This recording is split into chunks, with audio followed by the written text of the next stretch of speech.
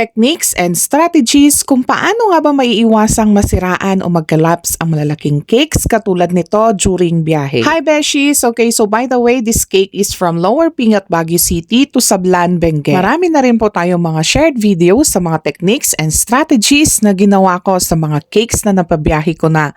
At thankfully, wala pong sira na nakarating sa paroroonan. So this time, magbibigay po ulit tayo ng mga karagdagang kaalaman, especially sa ating mga Beshi beginners at sa ating mga new followers and viewers. Alright? So ang una ko pong pinag-aaralan is kung saan dadalhin ang cake, kung ano yung mga sizes ng cakes, for pick-up ba or delivery ito. Halimbawa natin itong cake na nasa mismong video na ito. This is supposedly 3-tier all edible wedding cakes, round shape. Nagtanong din po si ating customer kung i-deliver ba daw namin or ipipick up.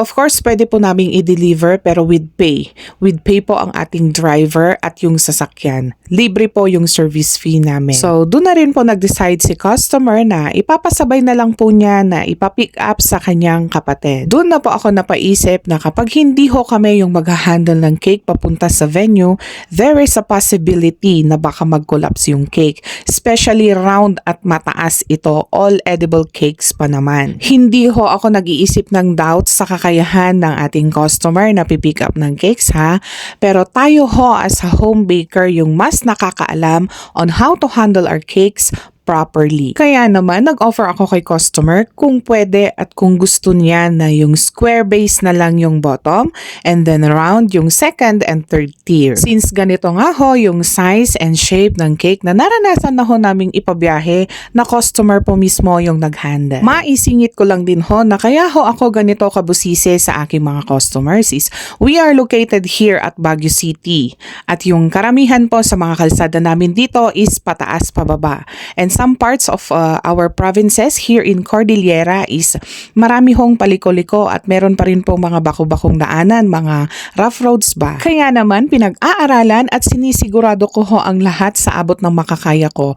Charge to experience na rin po sa nangyari sa aking cake 4 months ago. Alright, so going back, okay naman po si customer dito sa ating offer. Ang flavor po na in-order ni ating customer is ube makapuno with cheese. So sinabihan ko rin po si ating customer na plain vanilla chiffon po ang pinaka-top cake na ilalagay ko. And of course, she said yes.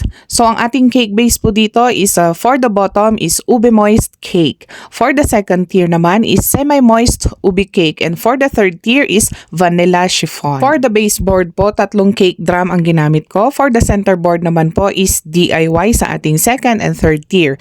Sandamakmak na sago straws at wooden dowel sticks. Gumamit din po ako ng ating proven and tested sa sarap at stability, walang iba kundi ang ating ACC whipping cream and other products of Achievers Food and Bakery Ingredients Corporation. And of course, wag na wag po nating kakalimutan na magsabi at mabigay sa ating customer ng mga do's and don'ts regarding our cakes during travel time. At kung itatanong nyo naman po, yes po, umabot po ng buo at walang sira ang ating 3-tier all edible wedding cake sa Sablan, Benguet. Truly mga beshies, isang achievement na naman ito as a small-time cake business owner. It is also an honor na maging parte po yung product natin sa ganito ka-special na okasyon. Thank you so much po Ma'am Ann Tapo and family for ordering this cake, and let us continue supporting each and every one of us.